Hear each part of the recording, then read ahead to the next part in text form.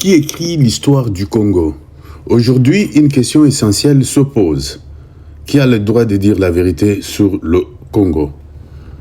Les déclarations de Colette Braeckman affirmant avec certitude l'identité congolaise de Joseph Kabila suscitent un débat légitime. Mais au-delà du fond, c'est la méthode qui y interroge. Sur quelle source repose cette affirmation? Qui a été interrogé? Et surtout, qui nous garantit que ces témoignages reflètent la vérité? Dans un pays comme la République démocratique du Congo, marqué par des décennies de conflits, d'ingérence et de manipulations, la prudence n'est pas une option, elle est une nécessité. Mais le vrai problème est ailleurs. Le Congo doit-il dépendre des récits extérieurs pour comprendre sa propre histoire? La réponse est non.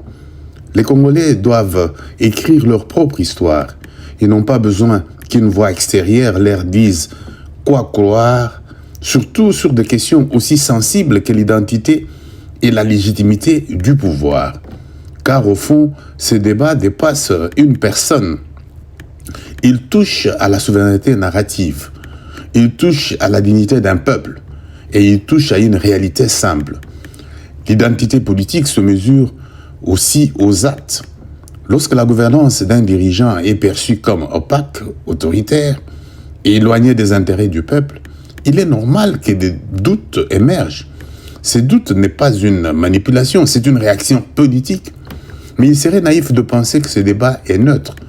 La RDC est aujourd'hui au cœur d'enjeux géopolitiques majeurs. Ressources stratégiques, repositionnement international, nouvelle alliance. Dans ce contexte, les récits deviennent des instruments de pouvoir. Alors une question s'impose. À qui profite ce récit? Ce que refusent aujourd'hui de nombreux Congolais, ce n'est pas le débat. C'est l'histoire qu'on leur impose, une vérité. Une nation forte ne croit pas aveuglément. Elle questionne, elle analyse, elle décide. En réalité, l'enjeu est clair. Reprendre le contrôle de notre histoire. Car un peuple qui ne raconte pas lui-même son passé laisse toujours quelqu'un d'autre décider à son avenir. Eric Kamba.